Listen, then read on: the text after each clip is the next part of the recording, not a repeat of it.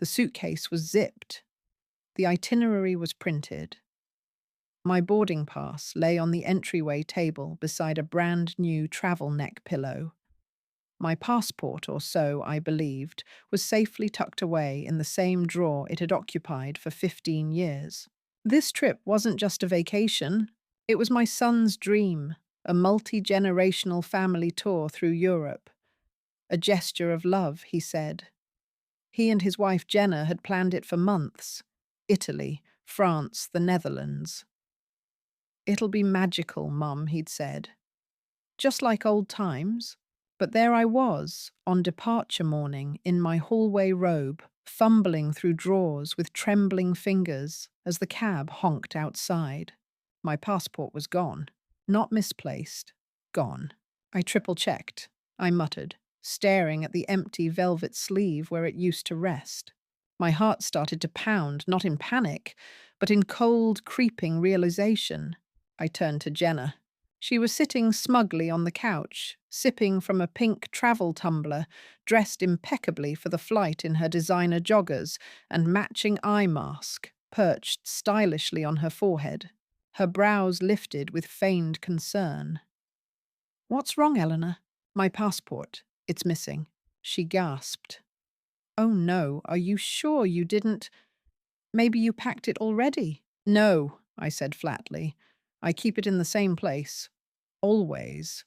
From the corner, my son Thomas emerged, phone in hand, eyes glazed from scrolling. "Mom, please tell me you didn't lose your passport," he said, half joking. "I didn't lose it," I said. "It was here. Last night."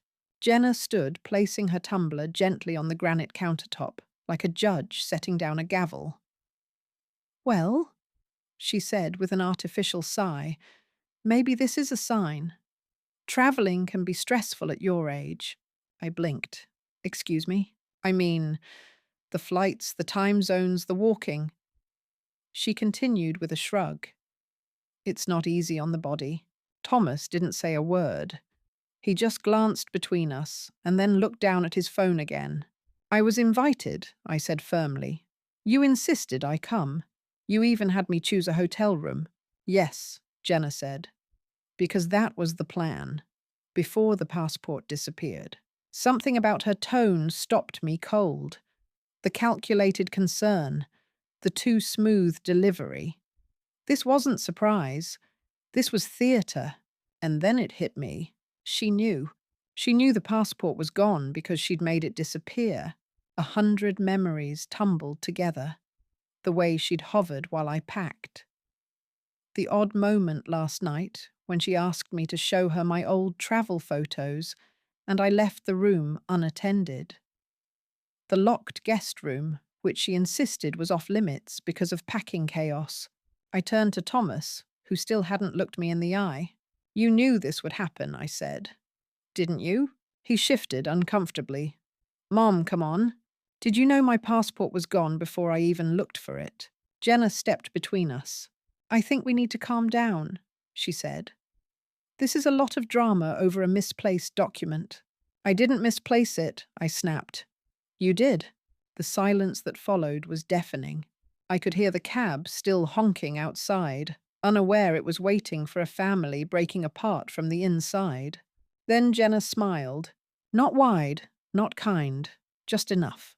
"I guess this means we're leaving without you," she said, brushing invisible lint from her sleeve. I stood there stunned. "You're seriously going to leave me behind?" I said. Jenna leaned close, her voice low. "You always said you loved peace and quiet. Now you'll have a whole week of it." Thomas finally looked at me. "We can try to get you a new passport next time, Mom. This trip, we can't miss the flights. I'm sorry." And then they walked out. Just like that, luggage rolling behind them, laughing about security lines. The door shut. I heard the cab trunk slam, and then silence. I sat down on the ottoman and stared at the empty drawer, disbelief swallowing me whole. Not sadness, not even shock anymore. Just realization. They had planned this. They wanted me out. And worst of all, they had succeeded. or so they thought. Because what they didn't know, what even I had forgotten until that moment, was that I'd renewed my passport a year earlier, and I had kept the old one in the attic, tucked inside an antique jewelry box I hadn't opened in ages. It wasn't valid for long, but it was still active. Just barely. And suddenly I wasn't hurt. I was furious. Because if they thought I'd sit at home drinking lukewarm tea and crying into my slippers, they had underestimated me completely. I stood up, marched to the attic stairs, and threw open the wooden hatch. It was time to flip the story. Not only would I join the trip, I'd arrive before them. I'd confront them on foreign soil with smiling strangers all around. And I wouldn't just ask why. I'd make sure everyone heard how. The lies, the scheme, the disrespect. It was time for someone to rewrite the family narrative. And this time, it wasn't going to be Jenna. It was going to be me. So buckle up, because this story, it's just beginning. Follow the story till the end and comment the city you're watching from. It wasn't always like this. If someone had told me 5 years ago that Jenna would one day orchestrate a plan to leave me behind on a family trip, I would have laughed. Not out of arrogance, but because the idea would have sounded absurd. Jenna had once clung to me like a daughter who had finally found her second mother. And I naively perhaps embraced her as if she were flesh of my flesh. I remember the very first day we met. Thomas had just come home from grad school with this nervous glint in his eyes and said, "Mum, I want you to meet someone. Be nice." Be nice. I had to smile at that. I was always nice. But I put on my best cardigan, made his favourite lemon cake, and tried not to hover when he brought her through the door. She was lovely, polished in that quietly expensive way. Long brunette hair, a voice as soft as a lullaby, and eyes that danced every time she looked at him. She greeted me with a bouquet of hydrangeas, blue ones, my favourite. "I've heard so much about you," she said. "Thomas told me you're the strongest woman he knows." I warmed to her instantly. Over dinner, she laughed at my jokes, asked questions about my late husband, told me about her own mother who had passed years ago. I could feel the sadness behind her voice and the walls she'd built to protect it. I didn't press. I simply smiled and served her more cake. That night, Thomas told me, "She doesn't open up to people, Mum. You got further in an hour than I did in a month." That meant something to me. I wanted to be her safe space. I wanted her to feel like she had gained a mother again, not lost another one. As the months passed, we grew close. She would call me just to chat. Sometimes about work. Sometimes about nothing at all. One afternoon, after a particularly bad day at the office, she came by my house with a bottle of wine and tears in her eyes. We sat on the porch swing until midnight, talking about imposter syndrome and office politics, and what it meant to be a woman who smiled too much in meetings.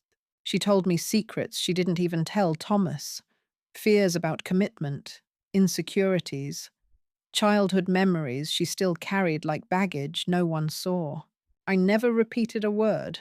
When she lost her job in the startup downsizing, I offered to help. Not just with a sympathetic ear. I gave her a bridge loan to cover her rent for 2 months. She refused at first, but I insisted. "It's not a loan," I said. "It's an investment in your peace of mind." She cried when I handed her the check.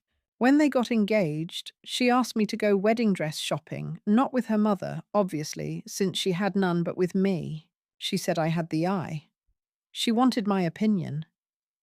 She asked me to zip the final dress and whispered, "Do I look like his forever?" "You do," I said. And I meant it. I helped pay for part of the wedding. Jenna didn't come from wealth, and I knew how expensive venues and photographers could be. Thomas wanted to go modest, but Jenna had dreamed of a vineyard ceremony. So I covered the gap quietly, no strings attached. "You're more than generous," she said, squeezing my hand. "Family does that," I replied. The first year of their marriage, we were almost inseparable. She'd text me recipe ideas, bring over plants for my porch, and join me at community yoga on weekends. She even brought me a journal one day and said, "You have the most interesting thoughts. You should write a memoir. Women like you need to be heard." I laughed, but I kept the journal. We weren't just close, we were bonded.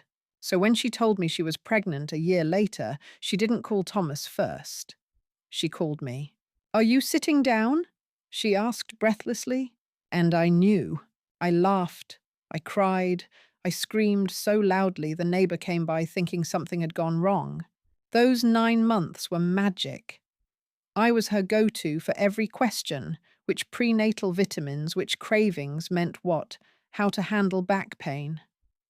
I knitted the baby a blanket before we even knew the gender. And when she had to be on bed rest during her final trimester, I moved in with them. "I don't want a nurse," she said. "I want you."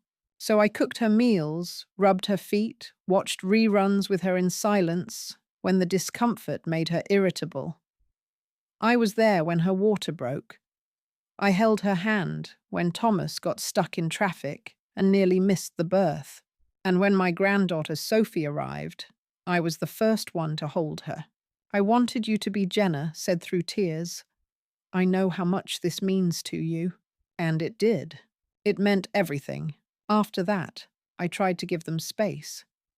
Jenna insisted I didn't need to, but I knew how couples needed room to become parents.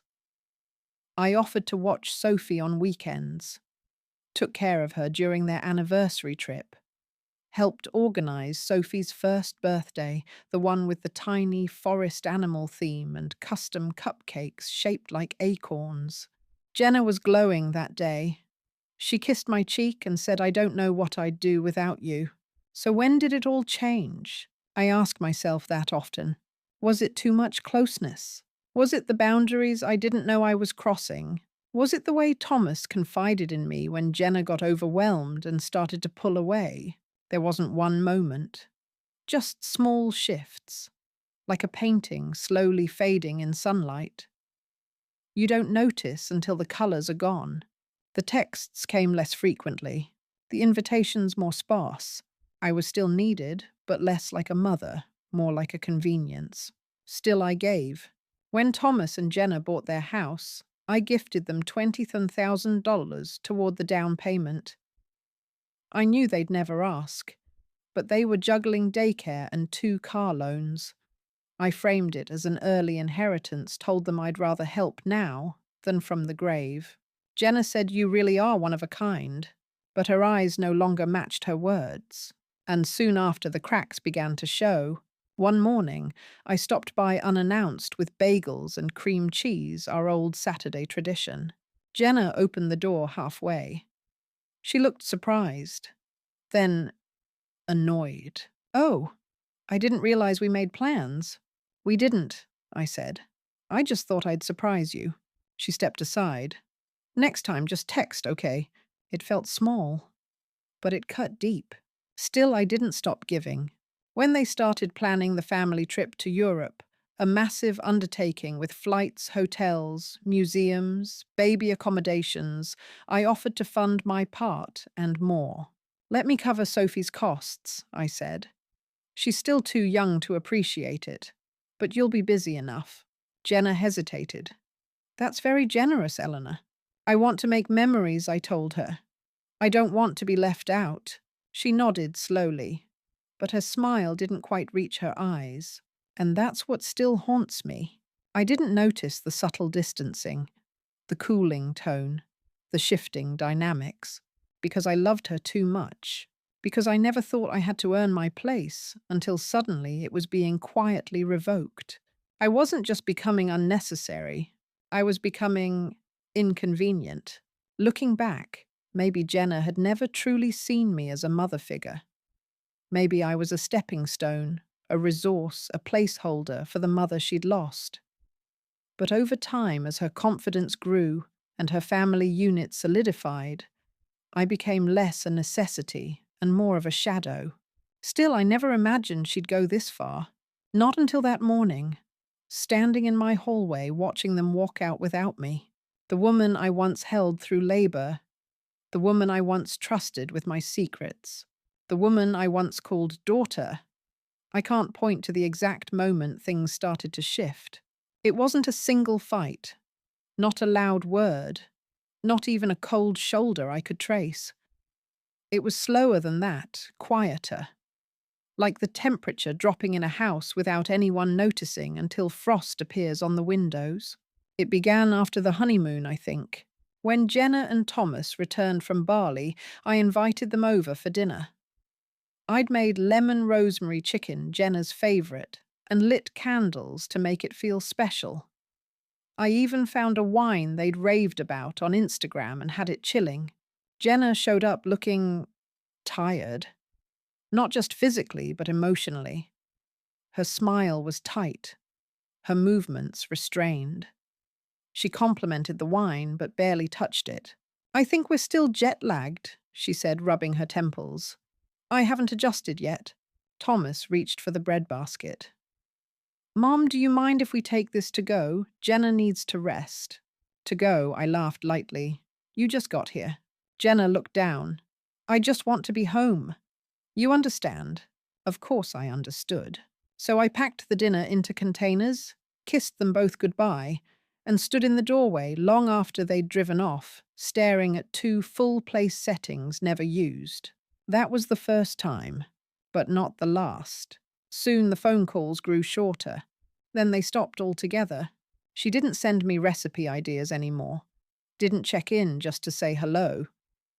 Even when I texted her, responses were delayed, clipped, polite. One afternoon, I called Thomas just to chat. Jenna answered. "Oh, he's in the shower," she said. "Can you have him call me back?" "I'll try. We're going to a couples counseling session soon." "Is everything okay?" I asked, concerned. "It's proactive," she said flatly. "We believe in preventative care for our marriage." Her tone made it clear I wasn't to ask more. She never gave him the message. A few weeks later, I dropped by unannounced, a habit I'd never had before, but something in my gut told me I needed to see him. She opened the door and didn't even bother to hide her irritation. "Oh," she said. "We weren't expecting company."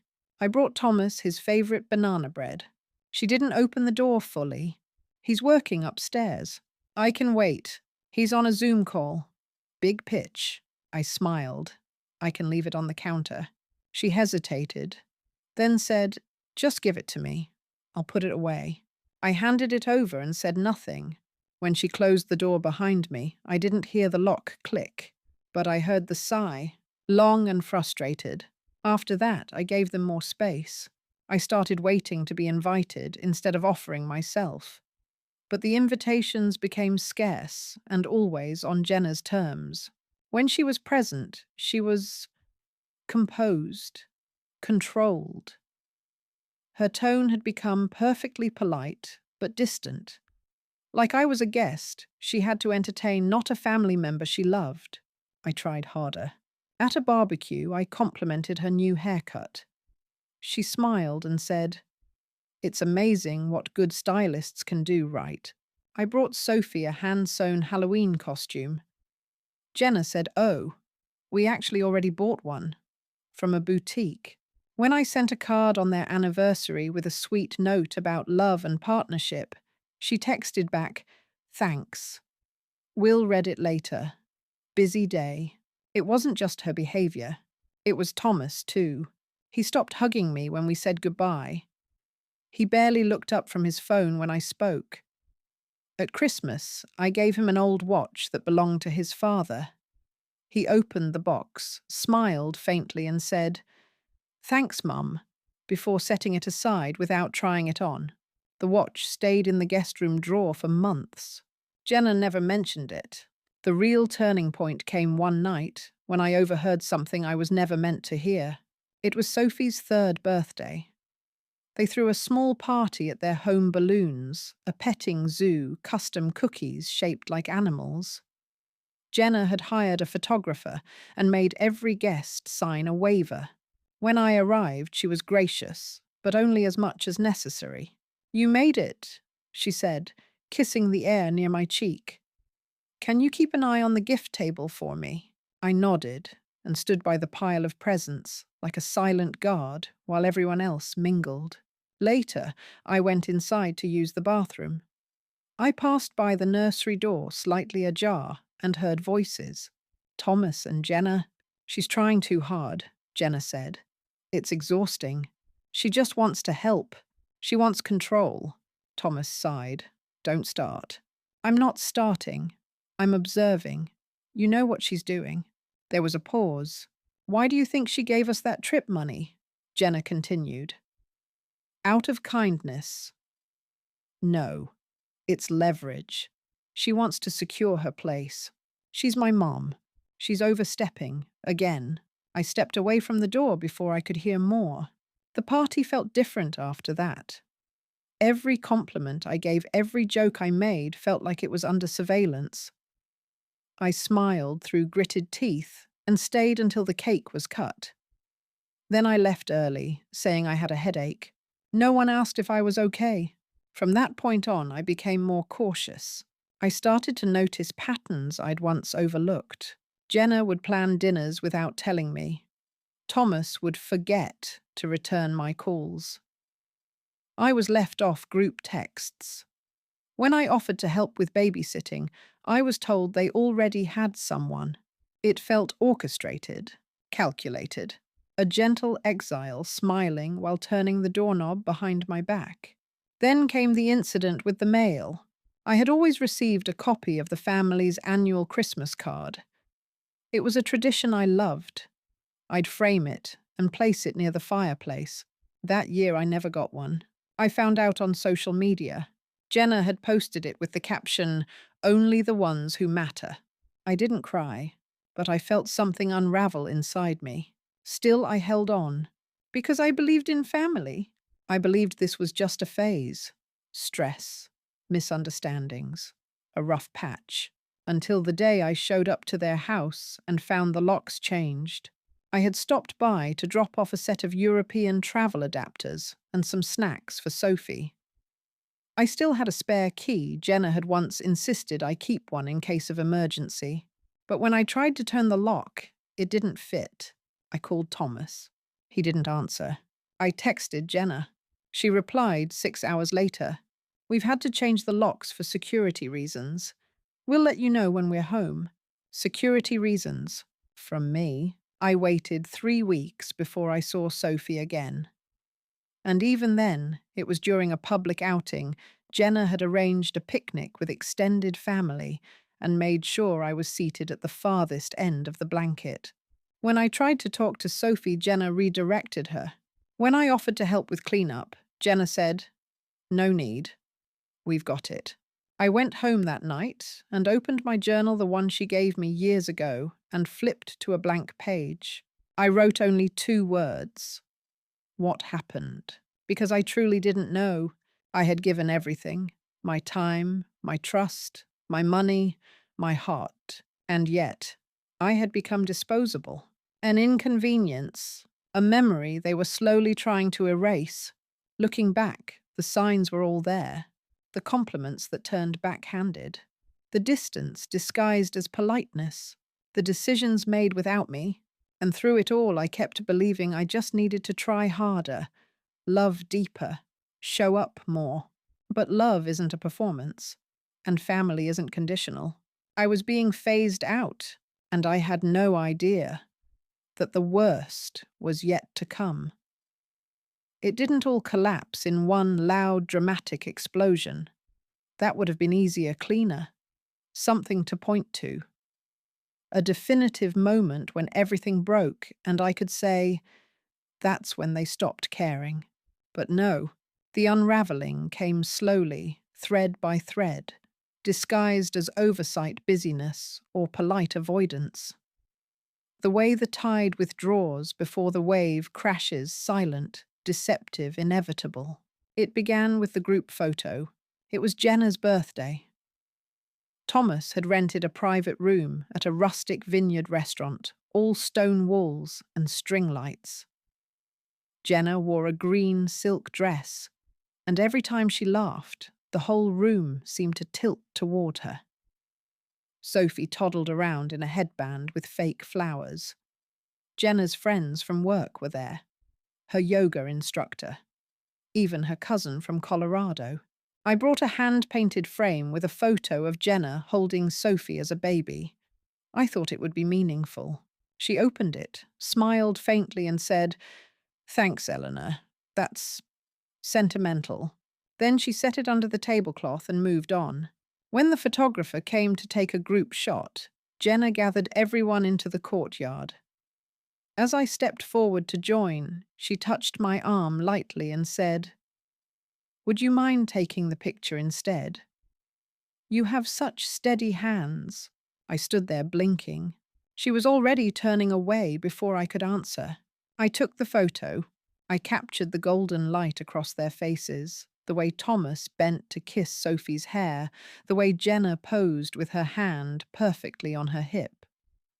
I framed it carefully, but when she posted it on Instagram, the caption read, "My real ones, the ones who get me." I wasn't in it, literally or figuratively. I let it go.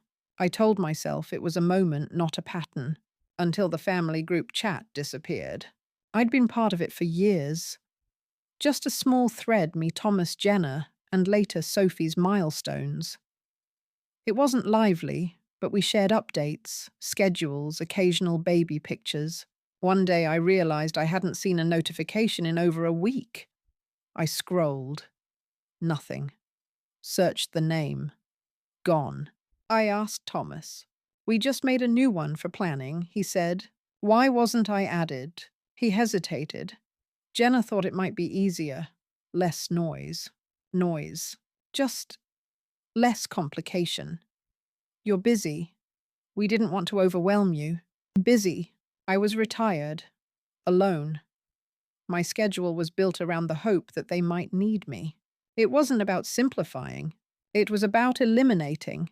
Soon after, they stopped inviting me to Sophie's swim classes. At first, Jenna told me the time had changed. Then that the class was full. Then simply that she forgot. I found out later through the local community page that there had been an open viewing session for grandparents. There were photos, cupcakes, even medals for participation. I wasn't there. When I confronted Thomas, he said it was just a miscommunication. But miscommunications don't happen every week. Like when I offered to host Easter brunch. I already booked a table at the club, Jenna said. "We're trying something more elegant." I offered to bring dessert. "We've got it covered," she said. I offered to help with Sophie's dress. "Oh, she already picked one with me," she said. "She likes my taste more." One after another, doors that used to be open began quietly closing. And then came the account issue. It was a Friday morning. I'd gone to the grocery store, picked up fresh produce, and was paying with my card, one linked to a joint account Thomas had opened years ago after my husband passed. The card declined. I blinked, certain it was a mistake. I called the bank. "Your access to this account was revoked yesterday," the man said. "By the primary holder." I stood in the store, frozen. "Primary holder Thomas." I went home and called him immediately. "It's not a big deal," he said. "We're just restructuring things." Jenna thought it made sense to streamline accounts. "You removed me without telling me. It was just an oversight. No apology. No offer to fix it. Just quiet detachment." That night, I logged into my online banking and found every linked payment rerouted. Even the emergency fund I had created for Sophie was now under a different designation. The account title had changed from Eleanor and Thomas Simmons Trust to Simmons Family Holdings. I was erased from my own name. I cried that night. Not out of financial worry, I had enough, but because that account was a symbol of trust, of shared responsibility, of continuity between generations. And now it was gone. But the worst, the most brutal moment came the night of my birthday. I hadn't expected a grand party. I wasn't that type. But a dinner, a cake, a moment with family. I wore a soft blue dress I hadn't worn in years, and even curled my hair. I made lemon tarts, Thomas's favorite. I waited. 6 o'clock. Then 7. Then 8. No one came. No call. No text. At 8:37 p.m., I opened Facebook and saw the photos. Jenna had thrown a surprise birthday party. Not for me, for her dog. A dog. With a 3-tier cake made of dog-safe ingredients, matching outfits. A banner. Happy third to Baxter. The best boy in the world. Every guest from Sophie's party was there. Even Thomas. Even Sophie. Not me. I sat on my couch, staring at the screen. And then I did something I hadn't done in years. I deleted the app. The next morning, I confronted Thomas. I saw the photos. He looked genuinely confused. What photos? The party. For the dog. On my birthday. He blinked. Oh, that. We didn't realize the dates lined up. You didn't realize I asked, my voice trembling. You didn't realize your own mother's birthday. Jenna handled the invites. Jenna handles everything now, doesn't she? He stiffened. That's unfair. What's unfair? I said, voice rising, is being replaced. Erased. Rewritten out of my own family's story. He didn't reply. Just stood there, looking at the floor. I didn't cry this time. I felt something else. An anger I didn't recognize. A strength. But I said nothing more, because the moment I spoke would have been wasted. He was no longer my son in that moment. He was Jenna's husband, and Jenna had made her choice. She wanted a version of family where I was a ghost, silent, invisible, non-intrusive. So I gave it to her. For a while, I stepped back. I stopped offering. I watched from the sidelines. I saved screenshots, took notes. Quietly rebuilt boundaries they'd torn down. And when they finally invited me on the trip to Europe, after all the erasure, the subtle attacks, the gaslighting, I said yes, because I wanted to believe in redemption, because I wanted Sophie to have one memory with her grandmother in Paris, because part of me still hoped I mattered. But deep down I knew. It wasn't a gift. It was a setup. And when I opened that drawer the morning of the flight and saw my passport missing, I wasn't surprised, because by then I knew exactly who I was dealing with. I once believed that the worst kind of betrayal was the accidental kind, the moments when people hurt you because they didn't know better, or they were overwhelmed or lost sight of you in the chaos of life. I was wrong. The worst betrayal is planned, intentional, executed with a smile and silence, and cloaked so carefully in politeness that you question your own instincts. That's what Jenna did, and I would have never known, never seen the full scope of it, if not for Sophie. It happened 2 weeks after the missed trip, after I used my backup passport and booked my own ticket, after I showed up in Paris alone and checked into a small boutique hotel on the left bank. After I walked past the hotel where my family was staying and saw them through the glass, Thomas holding Sophie Jenna at the concierge desk, everyone laughing like nothing had happened. I didn't confront them then. I wasn't ready. Instead, I took long walks, ate almond croissants by myself, visited every single site they'd planned to visit alone. But the universe has a way of unearthing the truth, even when you don't go digging for it. And sometimes it uses a 6-year-old. It was the 3rd day in Paris when I bumped into them unintentionally, or perhaps fatefully, at Jardin du Luxembourg. Sophie spotted me first. "Grandma?" she shouted, running toward me like gravity had broken loose. Thomas froze. Jenna stared. I bent down and hugged Sophie, trying to hide the emotion flooding my face. "What are you doing here?" Thomas asked, stepping forward. "Vacation," I said casually. Didn't want to miss Europe just because someone misplaced my passport. Jenna's eyes narrowed just a fraction. Sophie grabbed my hand. "Are you coming to the hotel with us? Mommy said you weren't allowed this time." I froze. Thomas's face darkened. "Sophie." But it was too late. The words hung in the air like shattered glass. "Wasn't allowed." It wasn't a mistake. It was a decision. I smiled gently at Sophie and said, "Maybe later.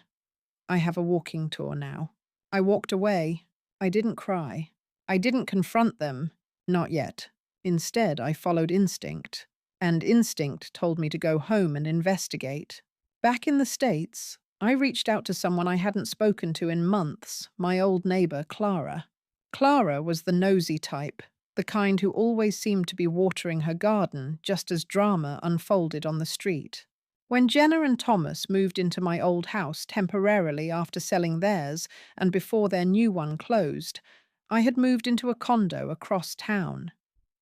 Clara remained. She knew more than most people did, more than I ever realized. "I didn't want to meddle," she said when I called, but I always thought something was off. Off how I asked. "Jenna," she said simply. She was always very specific. "About what?" Clara hesitated. "About keeping you away." And then she told me everything. How Jenna had spoken to delivery workers about ensuring packages never go to Eleanor. How she told Clara not to mention small gatherings, because Eleanor stresses too easily. How once Clara heard Jenna talking on the phone in the driveway saying, "The more distance I create now, the less guilt he'll feel later. I need to secure the space before the estate becomes an issue." Estate. That word chilled me. I thanked Clara and hung up. Then I went digging. I logged into my old laptop, one I hadn't touched in months, and found the last backup of shared family documents, photos, receipts, medical files, even some legal correspondence I'd helped Jenna draft back when she applied for maternity leave. They're buried among folder names like Sophie's First Steps and Home Repair Quotes, was one labeled Will Prep.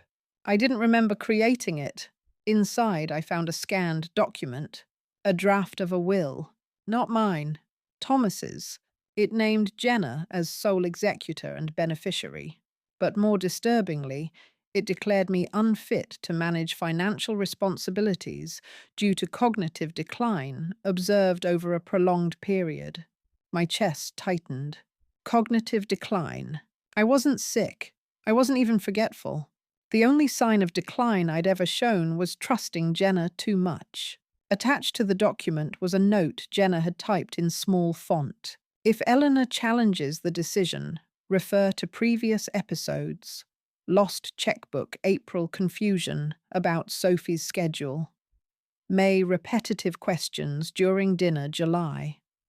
Pattern must be documented." My hands shook. I remembered each of those moments.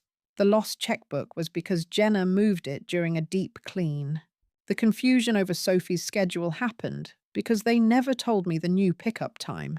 And the repetitive questions, I'd asked about their trip twice because they never answered the first time. She was building a case, not legally, not yet, but in the court of perception, in Thomas's mind, in Sophie's future, in the family dynamic. She was painting me as fragile, declining, inconvenient, so she could justify removing me from their life, from influence, from my own legacy. And suddenly, the passport made perfect sense. It wasn't just an inconvenience. It was a test run, a soft rehearsal of exclusion. If I didn't fight back over a missing passport, she'd know I wouldn't fight back when the next layer came, be it real estate guardianship or even long-term care decisions. I was being erased slowly, methodically, by someone I once held like a daughter. I printed every file, made copies, scanned them again onto a USB drive. I created backups and backups of backups. Then I scheduled an appointment with my lawyer. I wanted to update my own will, not because I was afraid, because I was ready. But before I finalized anything, one more twist came. An email from Jenna. It arrived at midnight. Subject line clarity. No greeting, just 5 lines. "You've always been the center of attention, Eleanor. That ends now. You've had your time. I'm not your enemy, but I won't be your echo either.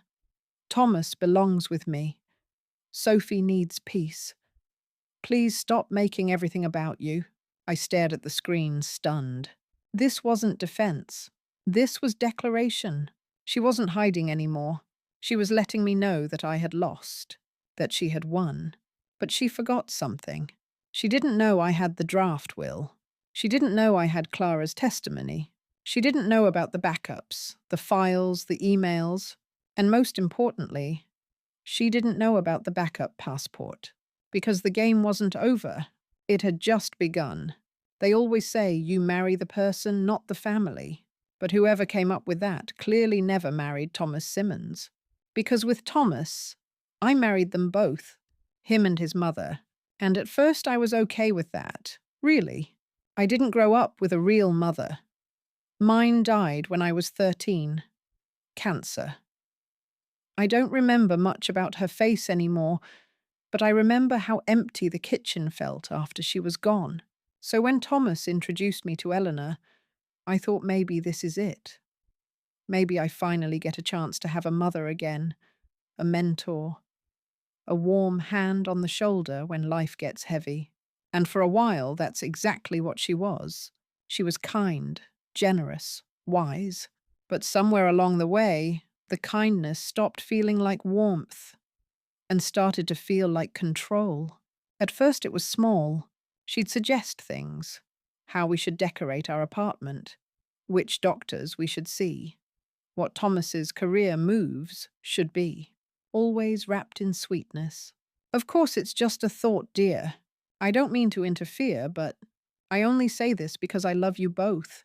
And Thomas, God bless him, he never saw it. He grew up in that orbit, that gravitational pull where everything revolved around her, her holidays, her preferences, her memories. And because she had lost her husband so young, he compensated. He leaned in harder, called her every day, let her organize every Thanksgiving, every birthday, every weekend plan. When we got married, I hoped things would shift, that now as his wife I'd become the center of our unit. But nothing changed. She was still there, always there. When we returned from our honeymoon, she had already restocked our fridge as a surprise.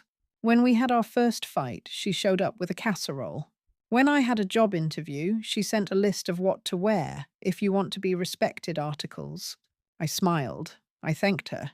I baked cookies in return. But inside, I was screaming because I couldn't breathe. She wasn't my mother, she was my shadow. I tried to talk to Thomas. He said I was overthinking. She means well, he said. I know I said. But I need space. He didn't get it. So I started taking that space myself. I pulled back from visits. Stopped calling as often. Curated our calendar so she wouldn't be at every event. She noticed. Of course she did. And that's when the war started. Silent, subtle, but real. She would show up anyway, just dropping off something. Always when the house was a mess. Always when I hadn't put on makeup. She corrected me in front of guests. Oh no, Jenna, it's not rosemary in that chicken, it's thyme, actually. I remember, because I gave you the recipe. She redid the laundry I'd folded, reorganized the spice rack, reparked my car because the angle looked off. Once she whispered to Sophie while I was nearby, "Your mommy has her hands full. That's why Grandma's here." I wanted to scream, but I smiled, because she wasn't evil. She was just invasive. And the worst part, everyone loved her for it. She's so involved. She's so generous. She's like a second mum to everyone. And me, I started to become the problem. The one who distanced. The one who seemed cold. The one who didn't appreciate everything Eleanor has done. But no one saw what it was costing me. The way she overshadowed every milestone. The way Thomas still called her for permission, yes, permission, before making big decisions. When we had Sophie, things only got worse. Eleanor insisted on being in the delivery room. Not as backup, as front row. She told the nurses I've done this before. I know how to help. She held Sophie before I did. And I let her. Because I was tired. Because Thomas begged me to. Because I didn't have the strength to start a war during childbirth. But from that moment on, Eleanor believed Sophie was just as much hers as mine. Maybe even more. She bought clothes without asking, scheduled appointments without my consent, told daycare staff I'm the real authority when it comes to Sophie. I tried boundaries. She called them walls. I tried space. She called it disrespect. And Thomas still didn't get it. You're being harsh, he'd say.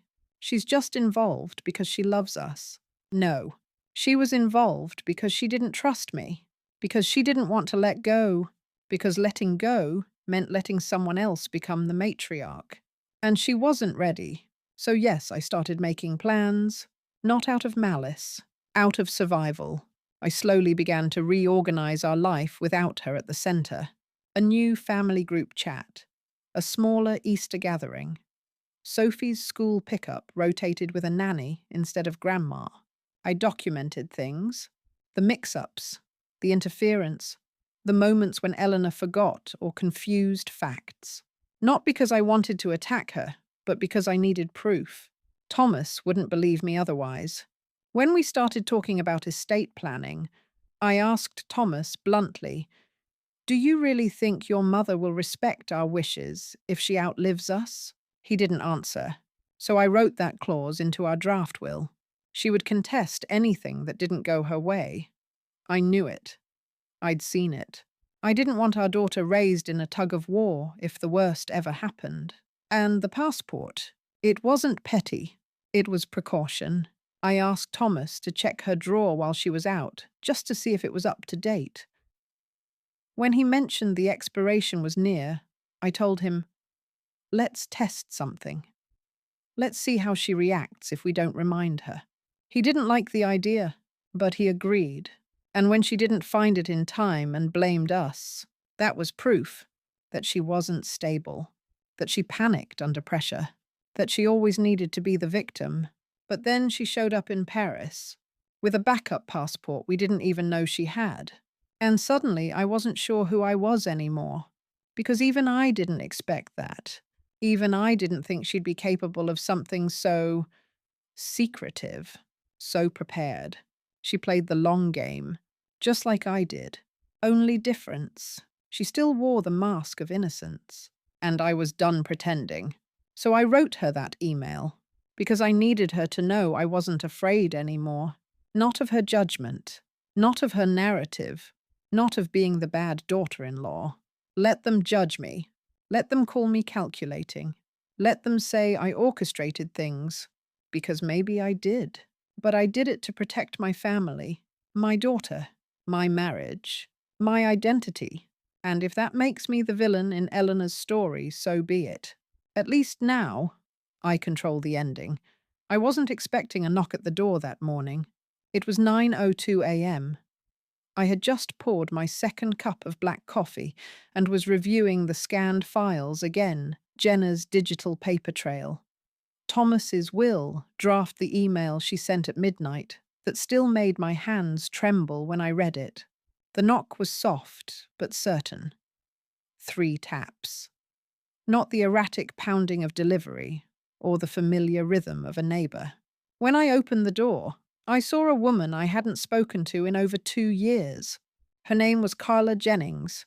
She used to work for us as a part-time housekeeper, came in every other Thursday, cleaned for 3 hours, always on time, always humming Motown. She quit abruptly the year Sophie turned 4. I never knew why.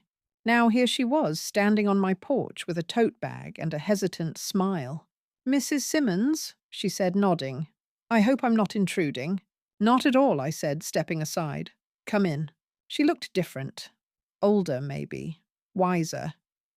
She had the look of someone carrying a decision that had taken too long to make. "I heard about the trip," she said once we sat at the kitchen table. "And what happened with your passport?" I didn't flinch. Small world. Actually, she said I didn't just hear about it. I saw it. I stared at her.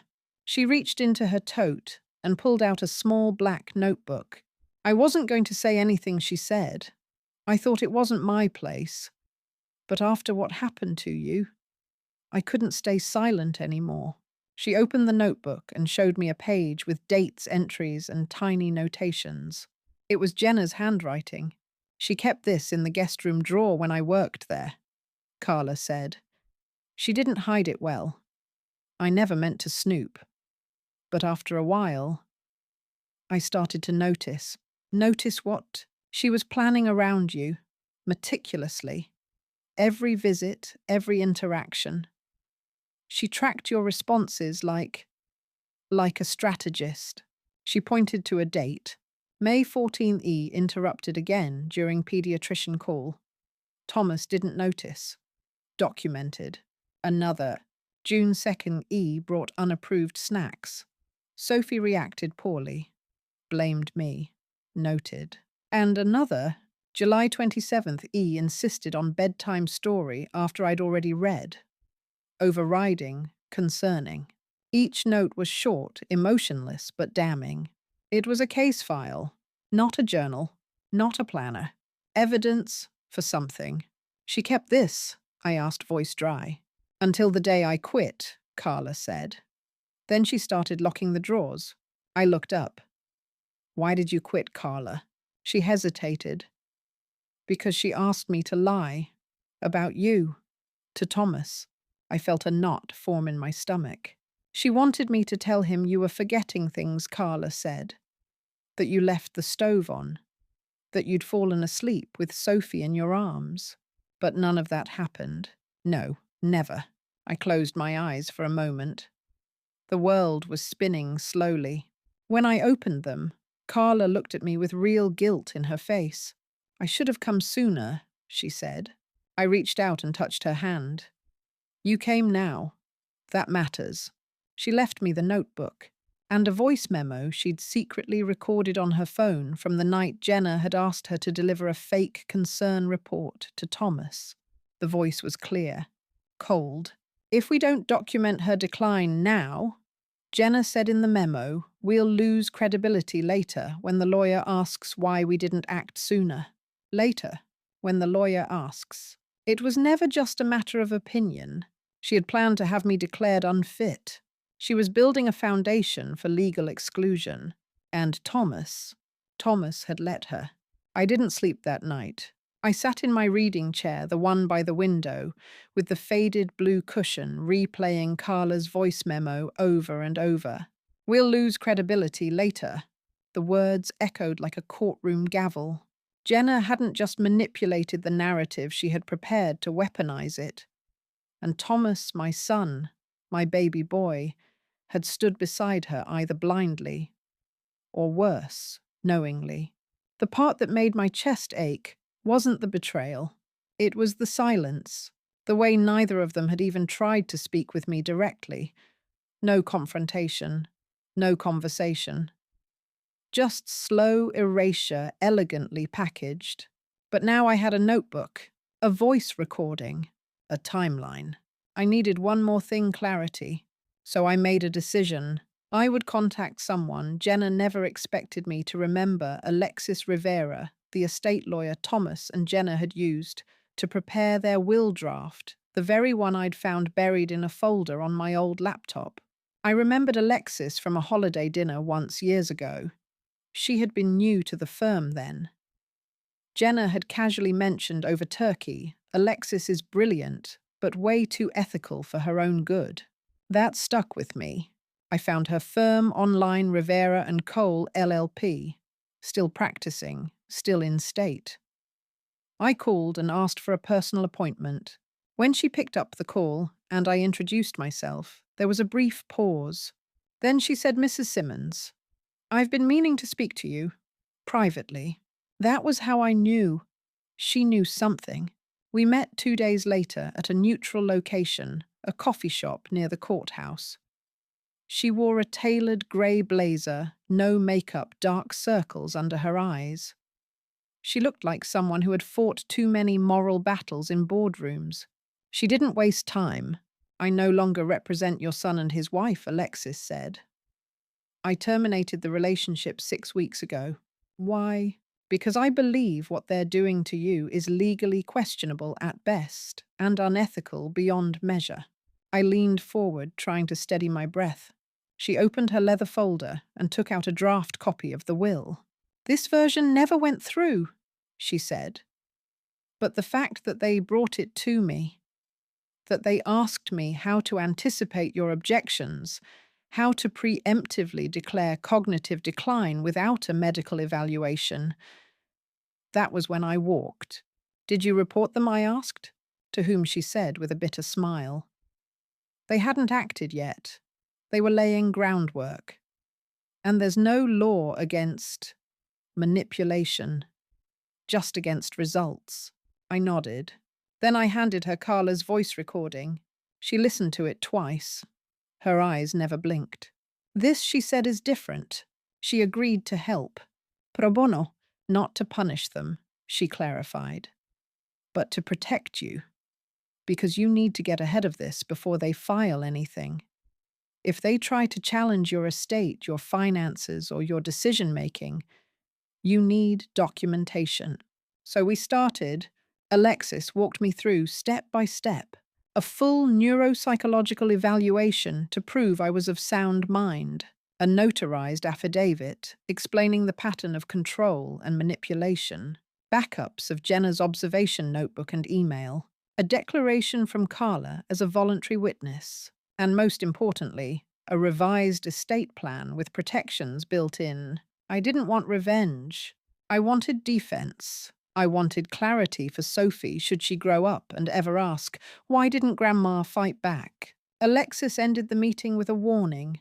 They may try to move quickly, she said, especially once they find out you know. I'm ready, I said, but I wasn't. Not for what would happen next. Because when I returned home, the front door was slightly open, and something was missing from my study. The envelope containing the voice recording Carla gave me, gone. After Jenna's midnight email, something in me shifted permanently. This wasn't about misunderstandings anymore. It wasn't about clashing personalities or parenting styles. This was war, and I had been asleep at the front line. But not anymore. I was wide awake now, and I needed allies, or at the very least, answers. The first came unexpectedly, from someone I hadn't spoken to in years. It happened during a grocery run on a Thursday afternoon. I was scanning cucumbers in the produce aisle when I heard a soft voice behind me. Eleanor, is that you? I turned, standing there with a small child in her cart, and a look of gentle surprise on her face was Dana, our old part-time nanny from when Sophie was still in diapers.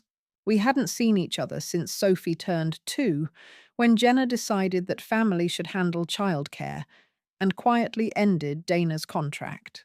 I had always suspected Jenna simply didn't like how close Dana and I had become.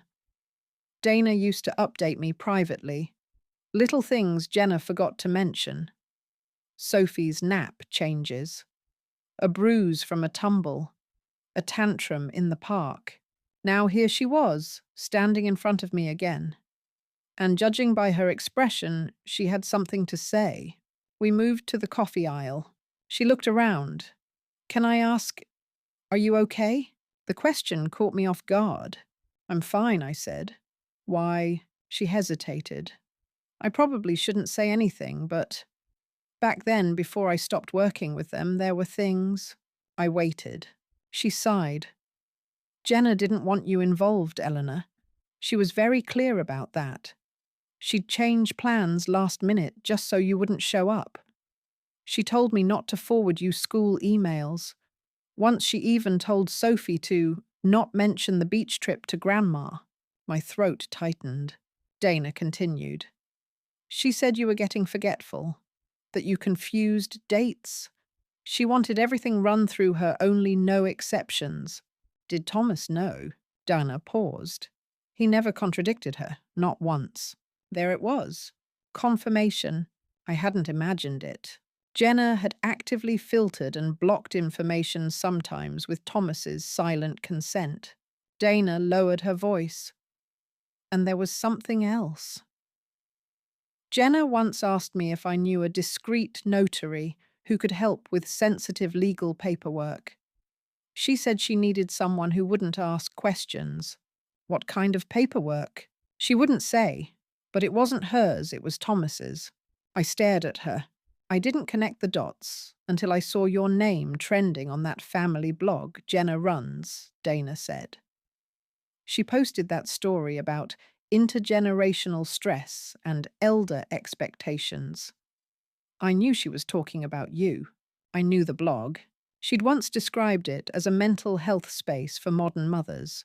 Apparently now it doubled as a place to frame me as toxic without ever using my name.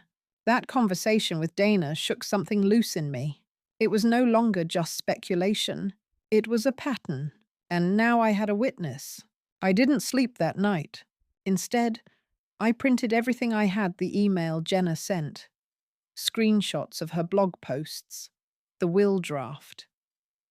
I even began transcribing voice memos I'd saved from Sophie over the years, innocent, childlike recordings that now seemed to echo deeper truths. The next day, I visited someone I hadn't seen in almost 10 years, Martin Kaufman, my husband's former estate attorney. He was semi-retired now, but still sharp as a blade and twice as dry. He looked over my files in silence for 15 minutes, then said, "Do you want my honest opinion?" "Yes. You're sitting on a minefield of legal grey zones and a few solid bricks of firepower." Meaning, he leaned back. "You can't sue her for manipulation. Not directly. But if what you're showing me is real, and you have one or two more witnesses, you could make a formal challenge to Thomas's power of attorney designations. I don't want to ruin my son's life," I said quietly. Martin didn't blink. "Your son's life is already being written without your name in it. This is about protecting your rights and possibly your estate." He paused. "Did you ever sign a transfer of property title when you moved into your condo?" "No," I said slowly. "Why?" He gave me a tight smile. "Then you may still have partial ownership of their current home, if any of the down payment came from your liquidated assets during the sale." My heart jumped. I had given them $20,000, quietly, trustingly. He tapped the table. "Let's get a title search started." Over the next 2 weeks, I worked with Martin and a private accountant. What we found was sobering. Thomas had begun transferring certain assets into a new holding company, Simmons Futures LLC, established just 5 months earlier. Primary officer Jenna, secondary Thomas. No mention of me. The kicker, the LLC had recently received a deposit matching the exact amount of the emergency college fund I had created for Sophie. They moved it, without telling me. And when I asked for the bank statements proving that, Martin nodded. "We'll subpoena if needed, but first talk to the banker." That's how I found myself sitting across from Harold, a branch manager at my old bank, whom I hadn't seen since the year Thomas graduated college. Harold remembered me instantly. I didn't even have to say much. When I asked him off the record about Simmons Futures LLC, he frowned. I'm not supposed to reveal anything he said, but let's just say someone attached to that account came in last month with a power of attorney form requesting access to legacy documents. Who? He hesitated, then said, "Let's just say she wasn't blood." My hands clenched. "Did she access mine?" "No," I stopped her, "but she tried." That was enough. With each layer, more was revealed. What I once thought were passive slights were now deliberate moves. What I thought was forgetfulness was strategic erasure. And what I assumed was marriage tension was actually a coordinated two-person play to remove me. And Sophie, even she was being used. When I invited her over to bake cookies one weekend, an old tradition Jenna once claimed she adored, Sophie said something that stuck with me. "Mommy says you used to be fun, but now you spy." "I spy?" I asked gently. Sophie nodded. "She said you sneak around. That's what old ladies do when they don't have real jobs." I bit my lip, and then asked, "What else did she say?" "She said I shouldn't repeat grown-up secrets, especially about Grandma's papers." I froze. "Papers?" Sophie looked down. Oops. No 6-year-old should carry that kind of burden. I hugged her tightly. That night, I recorded everything she'd said in my journal in a voice memo in a file titled Contingency Evidence 2025. It was no longer a personal hurt. It was a case, a strategy, and I was building mine brick by brick. Martin advised patience, but I was done being patient. The time for confrontation was near. The invitation came printed on ivory cardstock, sealed with gold foil, and delivered to my door like a final taunt. Sophie's Spring Showcase, Family and Friends Day, hosted at Marigold Montessori. Sunday at 2 p.m., dress code, garden. Chic. Please RSVP to Jenna Simmons. I almost didn't go. Almost. But then I remembered the words Jenna had used in her email. Please stop making everything about you. So I RSVP'd, and I made a plan. This wasn't just a preschool event. It was the perfect stage, because unlike previous parties, this one was public. Packed with teachers, other parents, administrators, and most importantly, an audience outside of Jenna's control. And I was done staying silent. I wore a soft green dress and pearl earrings, brought tulips, and arrived exactly 13 minutes late, just enough to attract attention without being disruptive. They were already seated when I walked in. Jenna's spine straightened when she saw me.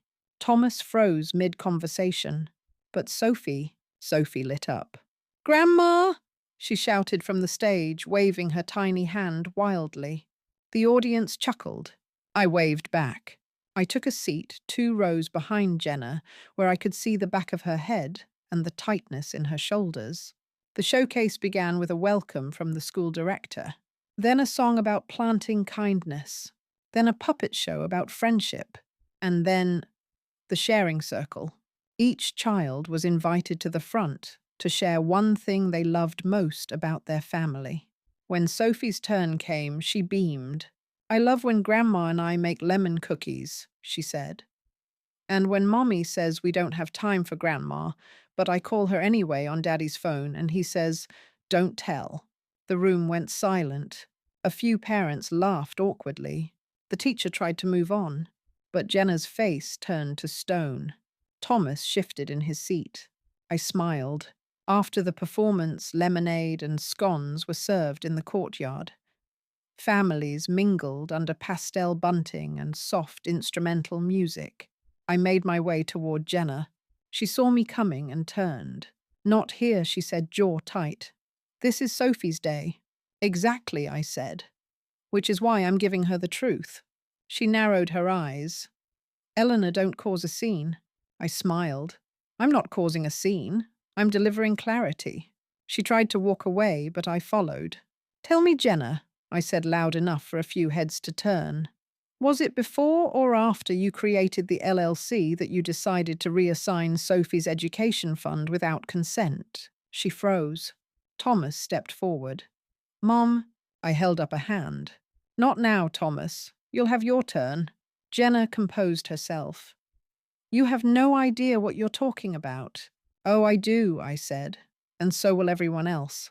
I pulled out a small folder from my bag. Color-coded tabs, labeled sections. I handed it to her casually. Printed copies of the LLC documents, bank transaction records, screenshots of your email, even notarized statements from Harold and Dana. Don't worry, I've redacted Sophie's name in the digital version I submitted to the school board. Jenna's hand trembled as she took the folder. "You're bluffing," she whispered. "You'll find I rarely do." Thomas looked pale. "You went to the school board," he asked. I turned to him. "You entrusted your daughter's future to someone who rewrote me out of her life like I was a scribble in the margins. Someone who leveraged your grief, your love, and your name to build a firewall around your own mother. And now you ask me if I went to the school board." He had no reply. Other parents were now whispering. I continued. "You tried to discredit me, Jenna. Built a narrative about cognitive decline, manipulated banking access, altered legacy plans without transparency. all while smiling at me across dinner tables. "I was protecting my family," she said through gritted teeth. "From what, my birthday cards, my grocery deliveries? Or was it my presence in Sophie's memories you were trying to erase?" Her voice rose. "You don't understand. You never saw how you made us feel, how small you made me feel, how you hovered, how you watched everything, like we were guests in your kingdom." I stepped closer. "And yet you still cashed every check, took every inheritance, posted every family photo where I was cropped out." She was shaking now. "You're twisting this," she said. "You're making me into something I'm not." "No," I said, soft but firm. "You did that all on your own." The courtyard had quieted. Even the violinist had stopped. All eyes were on us. I took a breath. Then said, "Let's ask the one person here who still tells the truth." I turned to Sophie. She was clutching a juice box, confused. "Sophie, sweetheart," I said gently. "When Mommy and Daddy said Grandma couldn't go on the trip, what did they tell you?" Jenna snapped. "Don't drag her into this." But Sophie answered first. "They said you weren't coming because you forgot stuff." The silence deepened. I knelt in front of her. "And do I forget things?" She shook her head. "You always remember the cookie recipe." I smiled and kissed her forehead, then stood and turned to the crowd. "My name is Eleanor Simmons," I said. "And I'm here to remind every parent, every educator, every member of this community that growing older does not mean growing irrelevant, that protecting a child does not mean erasing her history, and that being a mother never ends even when your own children forget who you are." Applause broke out, not thunderous but genuine. Teachers, a few parents, the principal. Jenna stood frozen. Thomas looked at the ground, and Sophie ran to hug me. 3 days after the spring showcase, I walked into the law office of Kaufman and Dunn with a small rolling suitcase and a folder labeled in bold red marker, Asset Shield Protocol. Active. Martin Kaufman was already waiting, 2 legal assistants flanking him, one with a notepad, the other with a laptop open and recording. This wasn't a consultation. This was a deployment. I placed the folder on the polished oak table and took a seat. "All parties notified?" I asked. Martin nodded. Delivery was confirmed this morning. Certified letters went out to Jenna Thomas, the Simmons Futures LLC, registered office, and their estate attorney. Copies also sent to Child Services and the District Attorney's Elder Affairs Unit. "Good," I said, because now it was official. I had filed a formal complaint of elder financial manipulation and coercion under the California Elder Financial Abuse Act. And I wasn't bluffing, backed by documentation, witness statements, and video footage, including Sophie's confession, recorded with consent by a family therapist. I had everything I needed to trigger a full forensic audit into every financial action Thomas and Jenna had taken involving my name over the past 3 years. Martin's firm had already initiated an emergency financial injunction on the Simmons Futures LLC account. Their accounts were now flagged. Any future transfer involving my previous contributions would be reviewed by the court. I'd also updated my will and estate plan, and this time, nothing was left to guesswork. The new executor, a third-party trustee vetted by Martin's firm. The new structure, an irrevocable trust, fully funded with instructions that bypassed Jenna and even Thomas, unless certain ethical and legal conditions were met. My condo, previously left to the family, was now designated to a non-profit housing scholarship in my husband's name. Sophie's education fund, frozen under court seal until guardianship questions were resolved.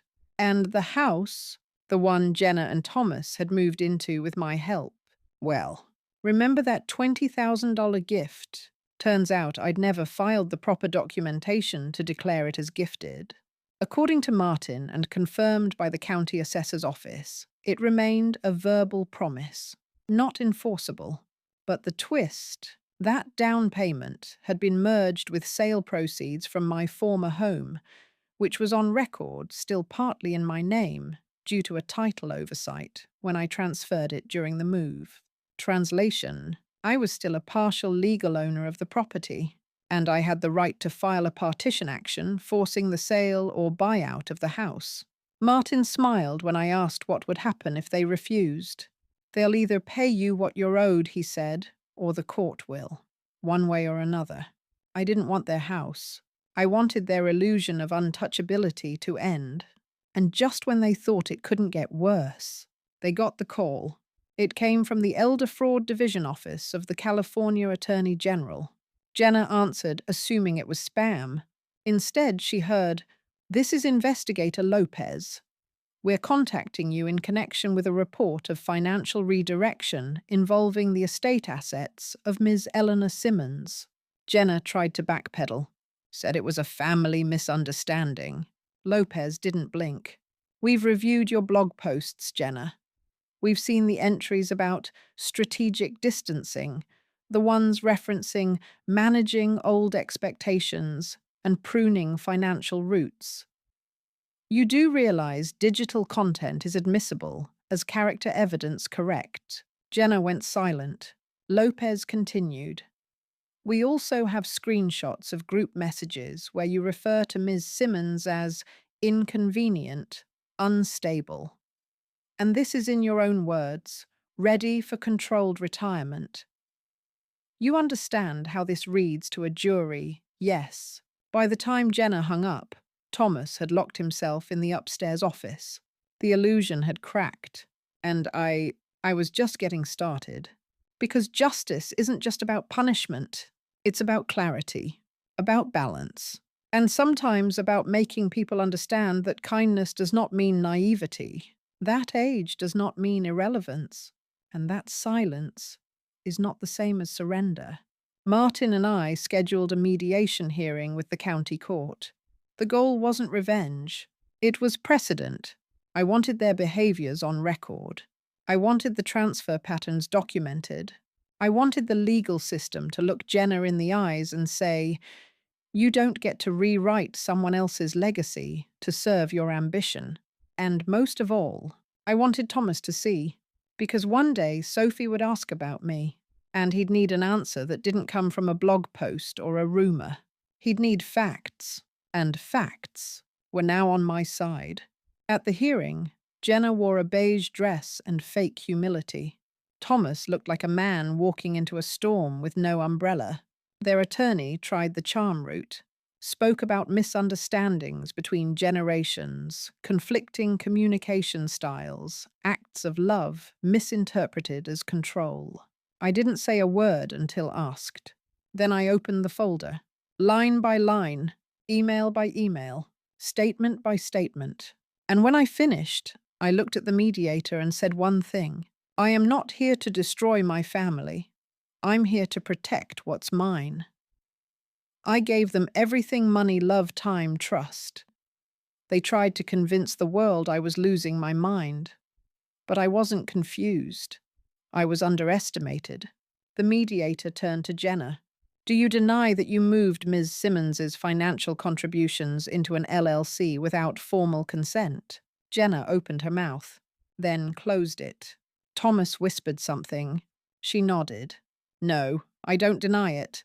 "And do you deny referring to her as mentally unstable in writing, despite no diagnosis or medical documentation?" "No." "And the blog? I've taken it down. Too late." The ruling came later that week. The court ordered, "The Simmons Futures LLC must issue a full accounting within 30 days. All funds linked to Eleanor Simmons's name to be frozen pending review. Jenna is barred from managing any asset or legal account bearing Eleanor's name or history. Custody-related financial decisions for Sophie are to be reviewed under neutral third-party supervision. And the final order: Thomas is to undergo a legal guardianship suitability evaluation, triggered not by incompetence, but by alleged complicity in asset redirection involving an elder." Jenna lost access to every account she thought she controlled. Thomas lost the right to silence. And I walked out of that courtroom not just free, but restored. The first thing I did after the ruling, after the silence, after the long exhale that followed months of tension, was book a flight. No round trip, no return date, just a one-way ticket to Florence, Italy. It had always been my dream to paint there, to sit on a sun-warmed terrace with a glass of white wine and a notebook full of unwritten thoughts. I'd buried that dream beneath decades of dinner schedules, diaper bags, and doctor appointments. But now I had time, I had peace, and I had earned it.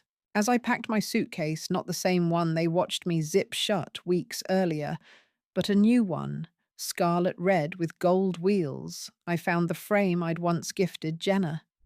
The photo of her holding Sophie for the first time. She never returned it. For a moment, I considered throwing it away, but I didn't. I placed it in the donation box with quiet dignity, right next to a stack of parenting books she once left at my house with suggested reading sticky notes. Letting go, I realized, wasn't loud. It was silent. It was choosing peace over proof, closure over confrontation. As I left my condo, the morning light struck just right, and for the first time in a long while, I didn't look back. In the months that followed, my world grew wider.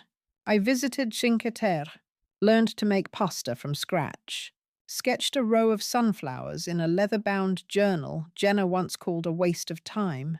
I danced with strangers in Nice, took a train to Zurich, cried silently under the stained glass ceilings of the Sainte-Chapelle, and I lived fully. Not as someone's mother, not as someone's obstacle, but as myself. Thomas emailed once. Subject line apology. No text, just an attachment. A scanned photo of us from his graduation day. Me in a wide-brimmed hat, him beaming, his arm around my shoulder. It was the last time he looked at me like I was the sun. I didn't reply. Some wounds don't need reopening. Some bridges aren't meant to be rebuilt. Forgiveness isn't always reunion. It's sometimes just release. I do think about Sophie, often. I wonder if she remembers the cookies, the puppet shows, the time I taught her how to fold paper cranes on a rainy Tuesday. Maybe one day when she's older, she'll find the letters I left her sealed and stored in the safety deposit box, each one written after a memory I couldn't bear to lose. One letter for every birthday, one for her graduation, one for her wedding, and one simply titled, "When You Wonder Why I Disappeared." I hope she never has to open that last one. I hope Thomas finds the courage to tell her the truth. The real one. As for Jenna, I heard she stopped blogging. The LLC dissolved within months. Her curated social image, one of control, perfection, legacy, cracked when the audit results were quietly released in a footnote on a public financial ethics board. No charges filed, but reputations rarely survive footnotes. She never reached out, and that silence, I think, was her final act of control. But silence doesn't sting when you no longer crave the sound. On my 67th birthday, I stood on a terrace in Lisbon. The sun was setting. A local musician played something soft and slow nearby. I raised a glass of wine and toasted to no one and to everything. To the battles I never thought I'd fight. To the strength I didn't know I had. To the truth that surfaced when everyone else tried to bury it. To the woman I became when I finally chose myself. And to you who've watched this story unfold, thank you. If you've ever been underestimated, if you've ever been erased, if you've ever been told you were too much, too old, or too difficult, let me say this as clearly as I can. You are not too late.